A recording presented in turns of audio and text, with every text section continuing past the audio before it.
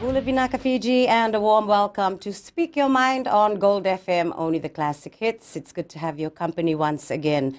The Social Welfare Department from the Ministry of Women, Children and Poverty Alleviation is in the process of carrying out a recertification program for the Social Pension and Poverty Benefit Scheme, as well as for care and protection, to help improve its systems and processes, as well as protect its recipients. My guest today to tell us what it means is the Social Welfare Director, Rupeni Fatiaki. A warm welcome to Speak Your Mind.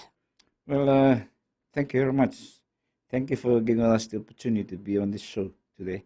Yes, sir. It's more than our pleasure to have you on, because I know that you have to disseminate this information right across the country. So my first question, can you tell us about what the recertification program is about? Thank you. The recertification program is part of our reviews of our recipients, current recipients on our social protection schemes. And so reviews is part of our annual work that is conducted by the department.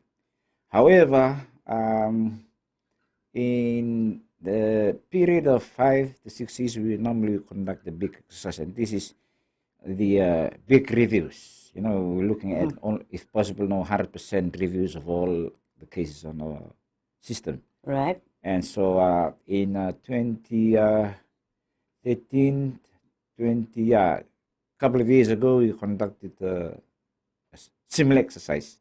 I see. But as we progressed, now we are mindful, looking back in the past experience and the cost that we incur in conducting such exercises, and especially now with the increasing number of recipients in our systems. Yes, I would think so. And so the recertification exercise is another approach, because in the previous ones, normally we would hire project officers, and they would go to the field and they would visit all the beneficiaries, or it's individual, So at the moment, we have about 87,000 recipients on our system.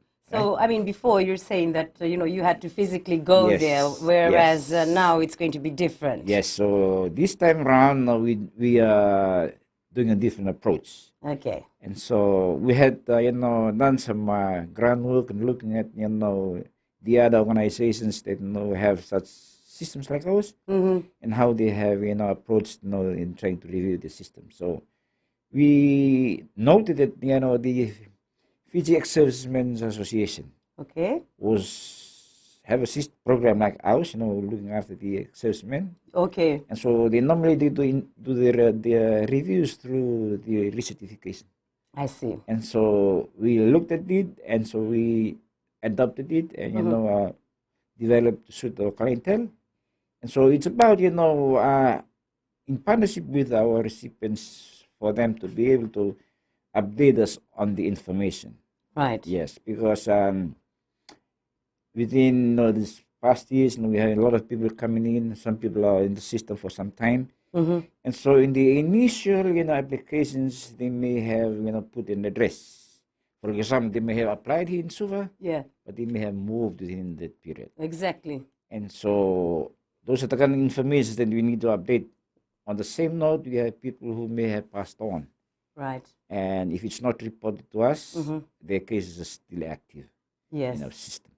So the recertification exercise is to enable them to update the information. If they have moved, to say, yes, I have moved. This is my new address, my new contact. Right. At the same time, if they have passed on, then we should be able to capture. And so the process is this, that the form is given.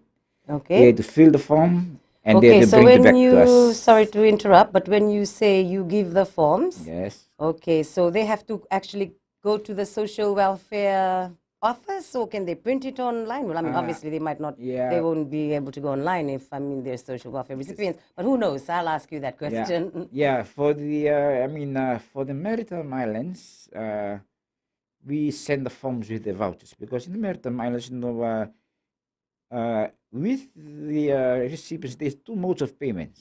Okay. Just for the listeners' Mm-hmm. information. Mm-hmm. So for those that are living around the cities and town areas that have access to banking facilities, Mm-hmm.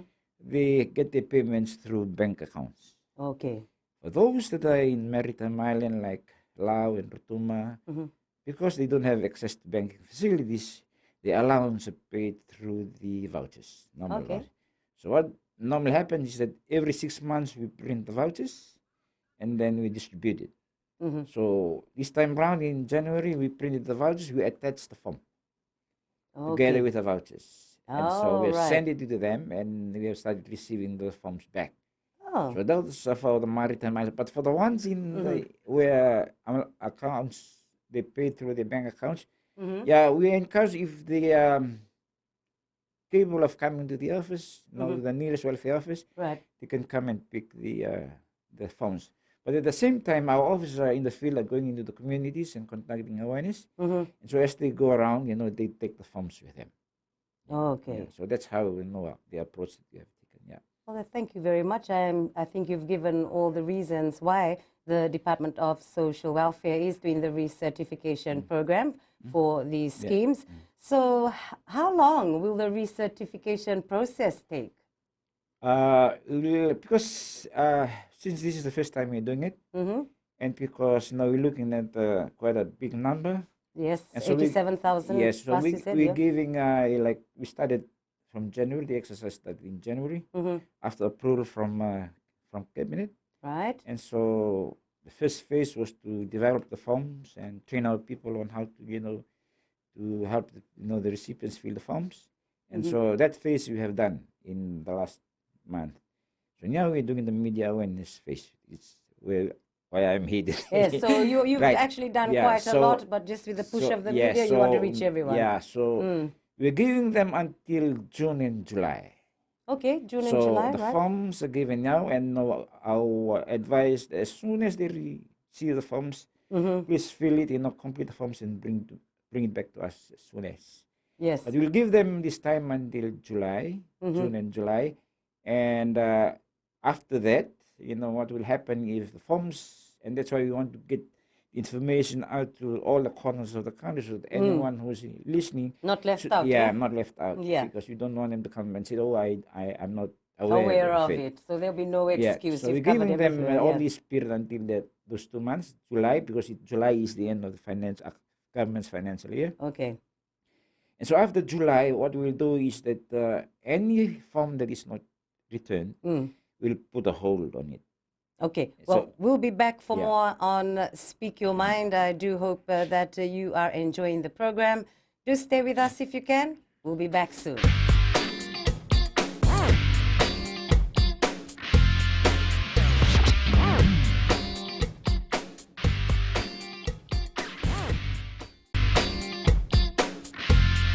Welcome back to Speak Your Mind on Gold FM, only the classic hits. Good to have your company, and even better that we have from the Social Welfare Department, the Director, Rupeni Fatiaki, explaining about how they're in the process of carrying out a recertification program. This is for the social pension and poverty benefit scheme, as well as for care and protection, and also the other one, which is, actually, I've said them all. But anyway, let's continue from where we left off. Now, you have given us a lot of the reasons why you're doing it and how you want everyone in the country to be aware of it. So there's no excuse come July that you have all the forms with you. Yeah. And you've said also that you've even received some forms that you'd sent out to maritime areas. So how did you find the forms? Were they filled out correctly to your satisfaction? Yes, most of the forms that we have received now, it's a simple form, just asking for direct information from them. Oh, okay, so requirements, no? And so the only requirements that we ask is, if they have moved, they have put a new address, and if they have, like, the criteria, in some of these programs that there's no source of income, so they need to identify the source of income, receiving any other superannuation. So they need to identify this, this additional information that may have come up I in see. that period of when they applied until now. So you will obviously let them Yes, know yeah, if yeah, you yeah. do need requirements Yes, from certain Yeah. people. But apart from that, that's the only information that we are asking from them. Oh, okay. Yeah. All right. So when you say that by carrying out the recertification program, the social welfare is protecting its recipient, how? Well, like I said, you may have, heard, there's some cases where, abuse have happened, abuse of the assistance.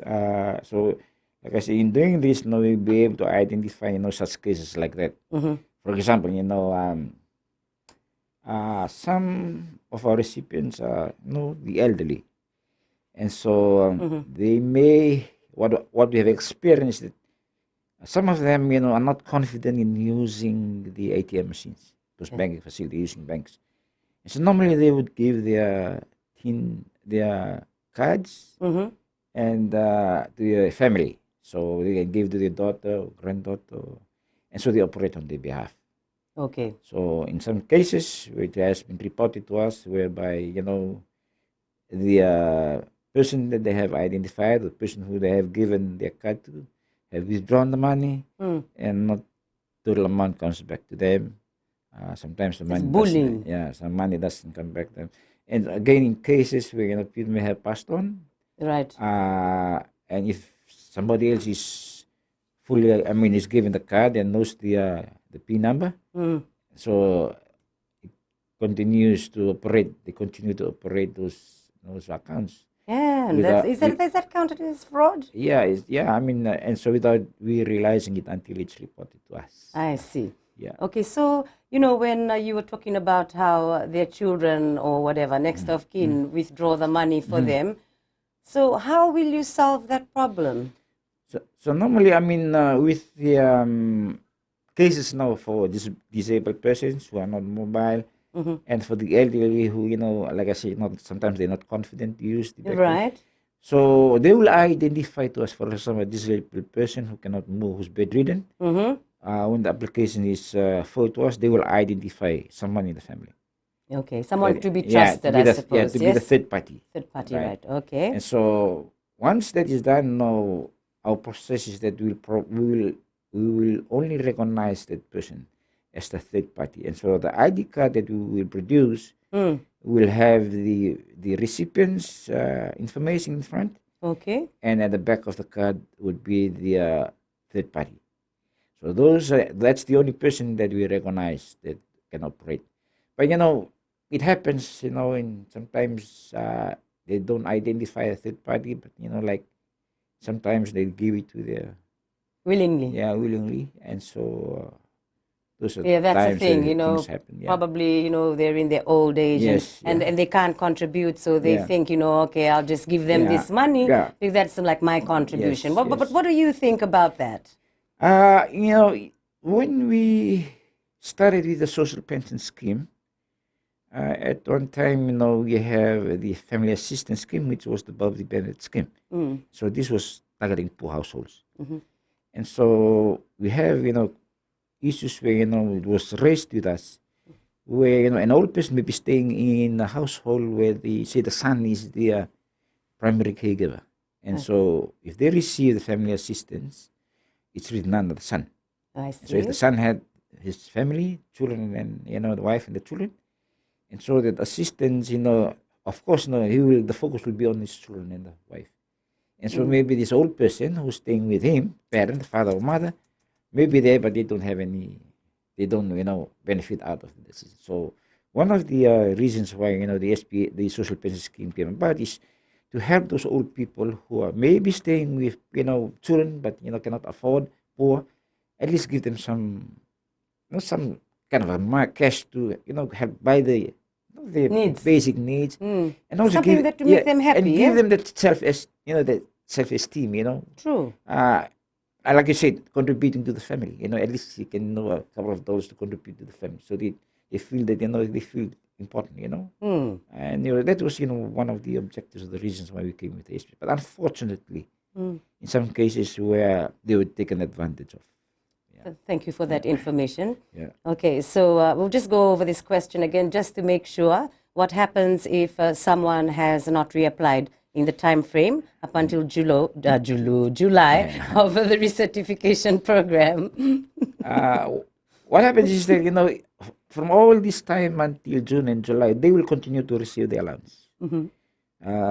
But the form, okay. they will. We're not stopping any. That was another question that I wanted to ask so you. what will happen is the forms are given, and so they're given this period in June and July to bring the forms back. But meanwhile, they will continue to receive the allowance. Yes. Now, after July, we would expect them to bring the forms back. Right. Now, we'll give if they don't bring the forms back on July, as I mentioned, come August, the beginning of the government's financial, we will put a hold to their case. And then there'll be nothing coming in, obviously. We will put a hold. So what's going to happen? We give them a grace period of 3 months. So it's going to be from August to October. Within that time, if they have forgotten to, to return their forms. They can return their forms. And once we receive the forms, we will reactivate the case, backdating it to August. So you're being fair. But after October, when we don't receive their forms, we will assume that they have passed on, and then we will stop. Okay. That's when we will close. So there'll be more of a headache for the recipient. We will close the case permanently after the grace period of 3 months. Oh, thank you very much. We'll be back in a moment. This is Speak Your Mind on Gold FM, only the classic hits.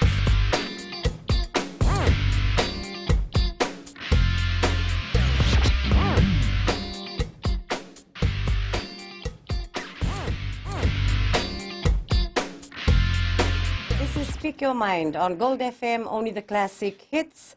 I'm Louise Kaunisela, and I thank you a lot for your sweet company. Hope you're enjoying the program. Be sure to listen in carefully because we have from the Social Welfare Department, the Director, Rupeni Fatiaki, telling us about how they are in the process of carrying out a recertification program for the Social Pension and Poverty Benefit Scheme, as well as for care and protection, to help improve its systems and processes. Now, Rupeni, is the social welfare still open to new applications during the recertification program, and what are the requirements? Yes, there is no stoppage of new applications coming. So while we are conducting the recertification program, we'll continue to receive applications that are coming in. The requirements will depend on the different programs, the criteria for the different programs. So if those 3 programs, there are different criteria. So above the benefit scheme, we would require, if they're applying, we would require them to provide, the basic documents like birth certificate. Okay. Support letter from members of, significant members in the community, and there would be a home visit that would be required. This is for the benefit, the poverty benefit scheme. For the care and protection allowance, again, birth certificate is important. It's the primary document that we use. And so if it includes children, we will require the birth certificates of the children. And likewise, if the children are schooling, we would require the letters from the schools to validate that the children are schooling. Okay. For the social pension scheme, all we would require from them is their birth certificate to say that they're 65 years and above, and that they are not recipients of any other superannuation like FNPF, ex-servicemen, or any other source of income. Yeah. Oh, thank you for that. All right. So just another question: how will the senior citizen reapply during the recertification program? Or a person living with disability? We'll go through that again. Yeah, as I mentioned, while we are conducting the recertification, there's no stoppage of, if they are receiving, they will continue to receive in the duration of the exercise. Okay, right, I get it. Yeah, until and after the exercise, if they don't send their forms, like I said, we'll assume that they may have passed on or moved overseas, and so we'll put a stop. Yes. Yeah. And then you got that grace period again up until October. But after October, it's done. Yeah, after October, it's done. But then, we will work on case by case. Okay. If somebody comes back and says, I'm here, I'm sorry that, genuine reason, genuine reason. And then we will look at it and then we will consider it. But it's going to be on case by case. Oh, okay. Yeah. Okay, I think we've been pretty clear on that. And if you're listening in right now, you have a question for the Director of the Department of Social Welfare, Rupeni Fatiaki. You can call 3220-906 or 77-32906. Yes, it's a live radio talkback show. But anyhow, we'll move on with some other questions in regards to social welfare, and then we can come back again to the recertification program if you just want to highlight any more things.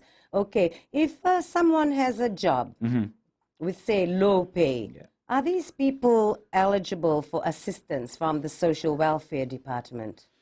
A good question. At the moment, the criteria is no source of income. Oh, I see. So we are considering that because issues, we have issues like, as you had mentioned, somebody may be working as a housemaid, and they may be receiving $50 a week.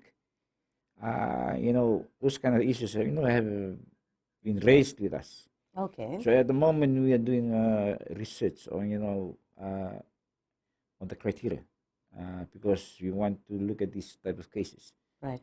But meanwhile, we are stuck with the current No source of income at all. Yeah.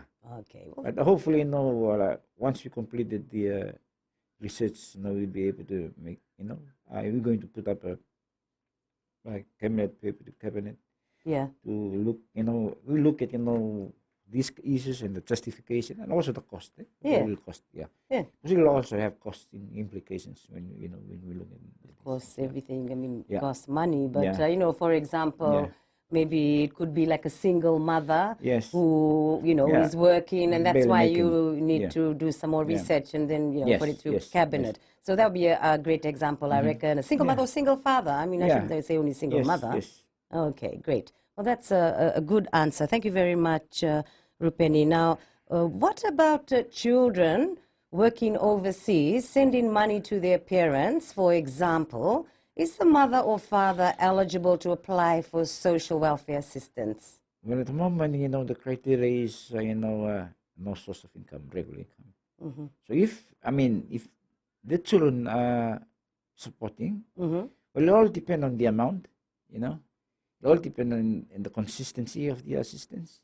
Because we all know that, yes, some children who are staying overseas, they have their own families to look after. They have their own children to put, and it's expensive overseas. Life is expensive overseas. Yes. And they may be Depending on their depending income. on the income and the consistency of the assistance.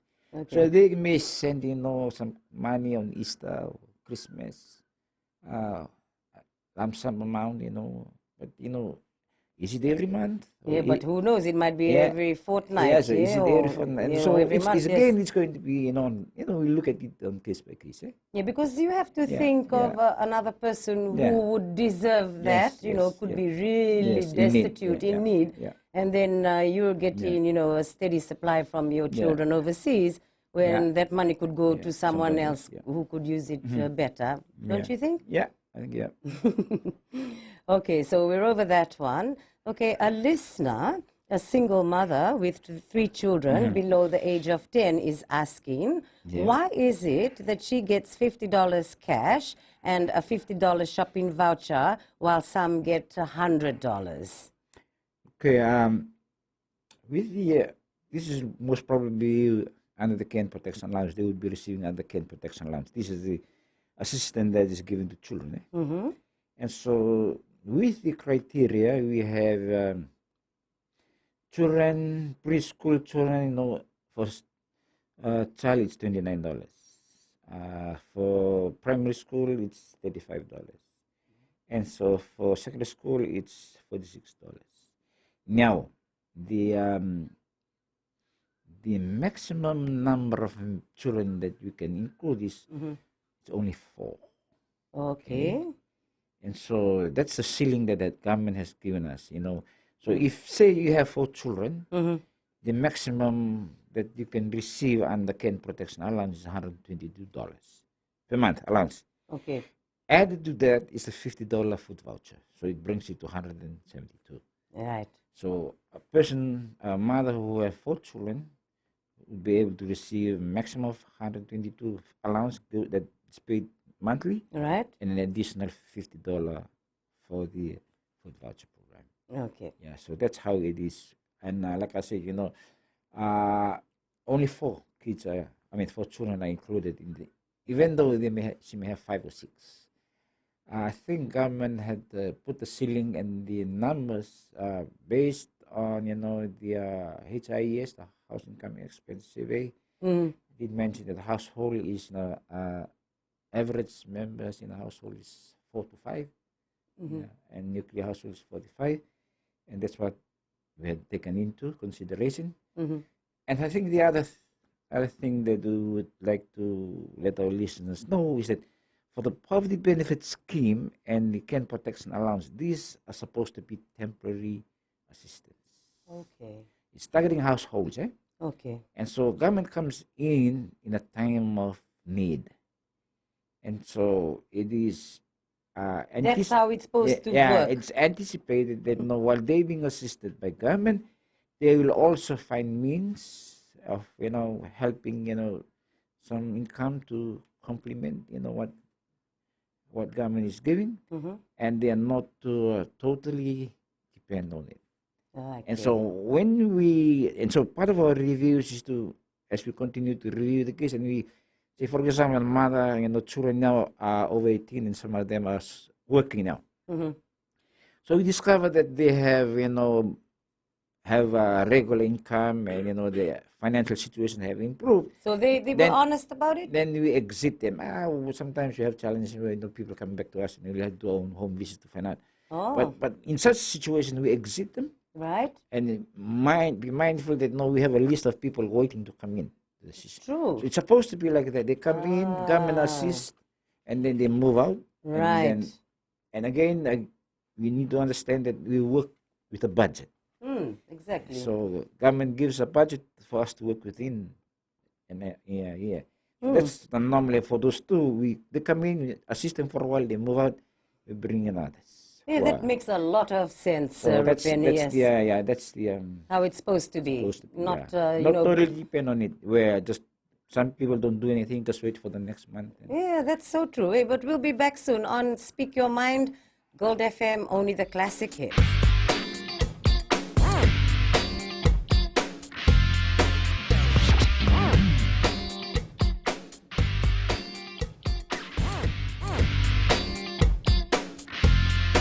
Hola, welcome back to Speak Your Mind on Gold FM, only the classic hits. And my guest in the studio is from the Social Welfare Department. This is, of course, from the Ministry of Women, Children and Poverty Alleviation, the Director of Social Welfare, Rupeni Fatiaki. Now, he has been explaining how they'll be carrying out a recertification program for the Social Pension and Poverty Benefit Scheme, as well as for care and protection. So this is really important because we need everyone to know so they can go and pick up the forms from social welfare, fill them out, and return them to social welfare. So let's just talk about maybe when a recipient of the social welfare scheme is filling the form provided for the recertification program, do they also have to provide the requirements as well? As I had discussed earlier, in the form there are 3 parts. And so the first part would for them to put in their details. Like I said, if they have moved, then they need to put the new address, and if there are new members, in the household, they need to include that.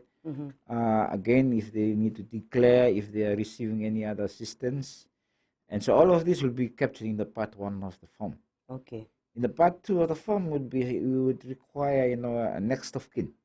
They will have to identify next of kin, who will validate and sign in and say, in the case where if there's any change or later on if they passed on, they will be the ones that will be responsible to report it to us. Okay. So on the part 3 of the form is they need to get it to those in the community like Turani Koro or Taltal or civil servant or justice of peace. Someone to validate that this person I know and the information that has been in the form in the first 2 parts are correct. Okay. So those are the only requirements. there's no additional forms or additional documents that we would require. Pretty straightforward, Yeah, I it's reckon. pretty straightforward. Yeah. Yeah. Yeah. Okay, that's good. Now, what do you hope to achieve for the recertification program that you're doing? I mean, we're just going to go over it so, people can be really Yes. sure and understand. You know what I mean? Yeah, I think what we're looking for is, as I mentioned, we want to look at our system and clean, if I could use the term, clean our system. Mm-hmm. Remove those ones that are no longer existing, and also like update our information on people who have moved from the previous location.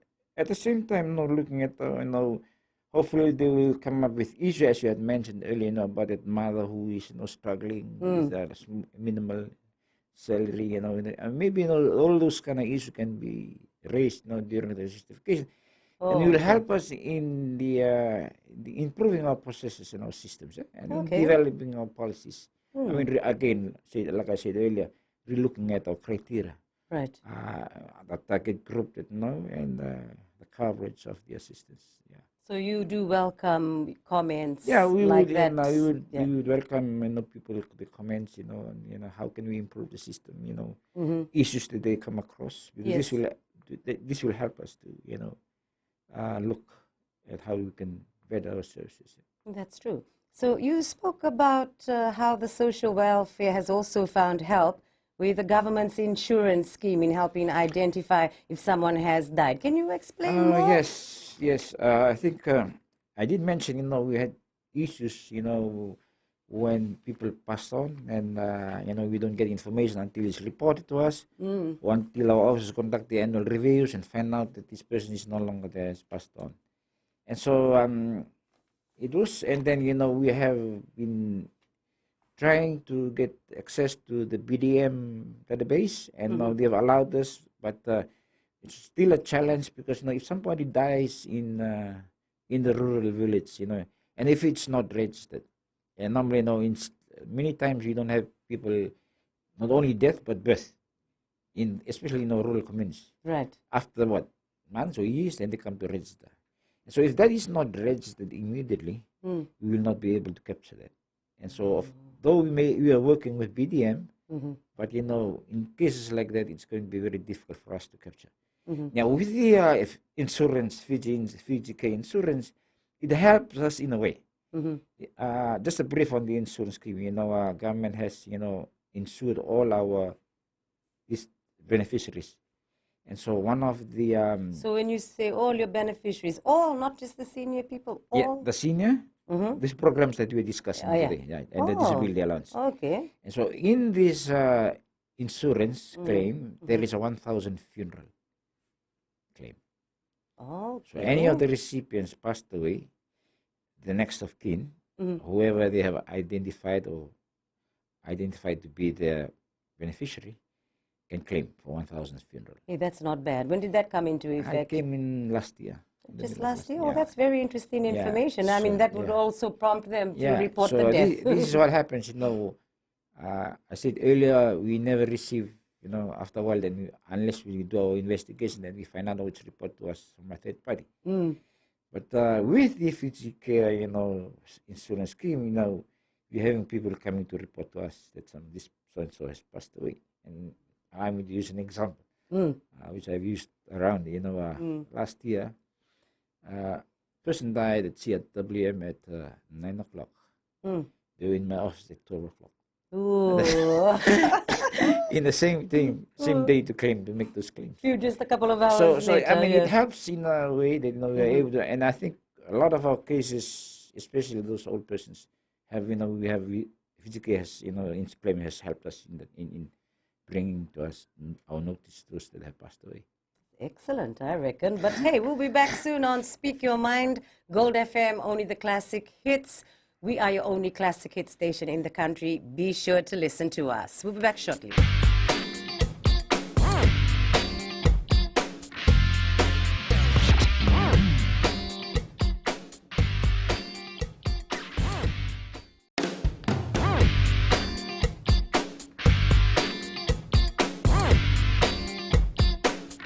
Speak Your Mind on Gold FM, only the classic hits. And our program today, very interesting. We have the director from the Social Welfare Department, Rupeni Fatiaki, who's been telling us all about what they are actually in the process of carrying out a recertification program for the Social Pension and Poverty Benefit Scheme, as well as for care and protection. But as we were discussing earlier, Rupeni, how that insurance has really worked out well for the social welfare. Yeah.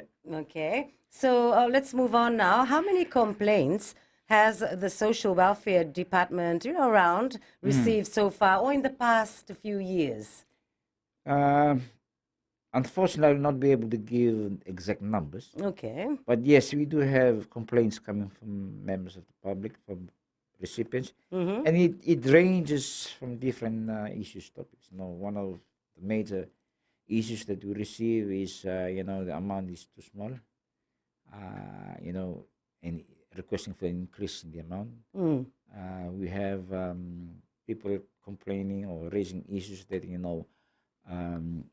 the delay in the processing of applications, which we admit sometimes the turnaround time is 30 days, but unfortunately in some cases, if they provide documents, all documents, we'll be able to process a case within a day or a week. So that's the thing. Yeah, but there are times where when not all documents are provided, like for example, basically it is important to be provided, then they will not be able to, and then sometimes with the amount of paperwork that the officers deal with every day, sometimes documents are misplaced and missing, and so those reasons, those things give no reasons to the delays in the applications.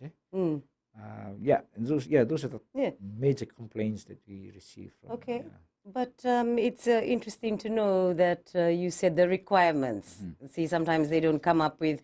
If they did that, it's just like applying for a passport. You have requirements. You have to, have all the documents, and then you're set to go. So that is a great point to bring up if someone is, collecting from a social welfare department at the moment, or applying. But okay, thank you so much for that. Well, what about complaints from outside reporting? Like whistleblowers. Yes, What about yes, that one? Yes, we have. We have a number of cases where whistleblowers. We have received anonymous letters from members of the community to say, I know mine so and so. Please don't mention my name, but I know so and so. They will mention the name of the person, and that this person is but have this, have that.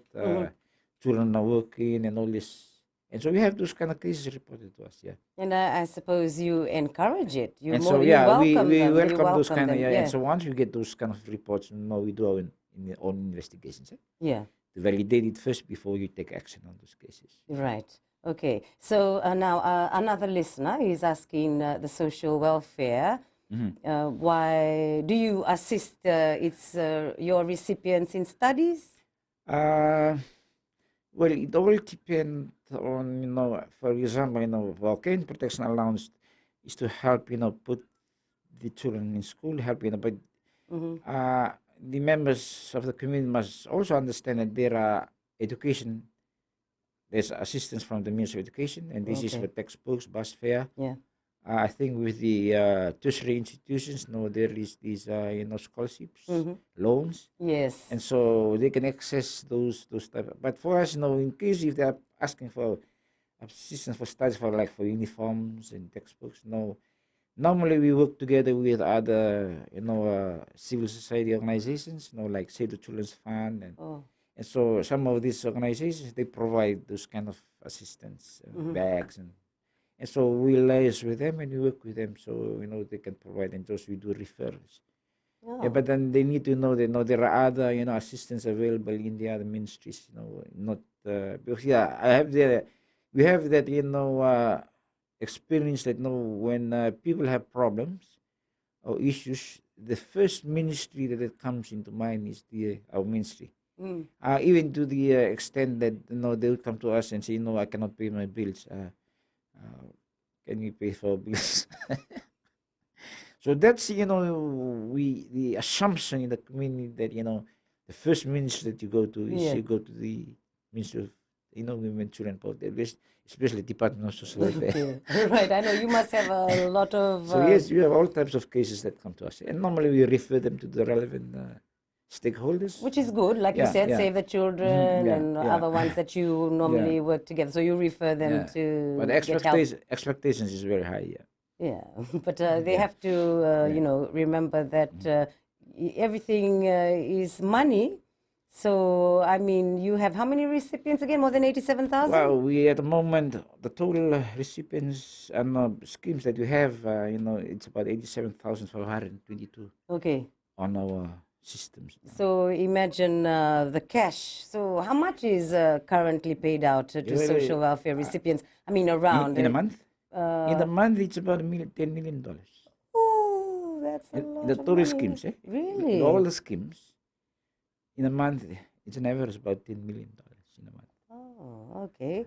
So, what would you like for a person who is collecting from the social welfare to know? I mean, like we were talking about, how much you're paying out and what you can do.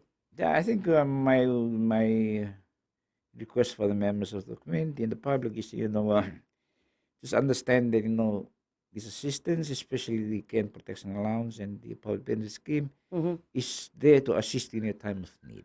Okay. And, when they have improved in the social status or the economic status, now I think the right thing is to come back to us and say, I've, thank you, and I've been, I've done well, and so we'll be able to give that to somebody else who's in need. So true. So yes. those are the kind of things that we let the public know, because a lot of them have this thinking that when I receive this, I'll receive it for the rest of my life, and we have cases where they pass on and it's the next generation comes in. Yeah. Oh my We're trying to goodness break the me. cycle, that cycle of That depending- mentality. of totally depending on government, Okay. and Yes. be able to, and again, encourage them. And the government, our department has a seed funding where people who want to do income generating projects, small ones, That's a great point. and so we provide that seed funding for them to help. And then we have a lot of cases now have been successful. Oh, great. But with this type of clientele that we have, we'll have to hold them on the hands and take them slowly, because it's a challenge to them for many of them. But you see it as we go and do our assessments. You see everyone is trying to, most of them are trying to make, look for them. They're selling. Some of them are just, selling something. Yeah, like food, sometimes you get whether it's people IELTS food, block or whether yeah. it is, but they're making Little bit extra income. Yeah, extra income. And we encourage that. And now, if they're doing that, we encourage them to come, and so we can help them, build that capacity that they have. There you go. Yeah, See? yeah. I mean, it's a give and take situation. And I thank you so much for your time. Unfortunately, the show has come to an end. Thank you very much. And thank you so much, the Director of the Social Welfare Department, Rupeni Fatiaki. Thank you. Thank you so much for giving us the opportunity. Thank you indeed. On Speak Your Mind, Gold FM, only the classic hits. You take care. Until next week, Nisamo Demanda.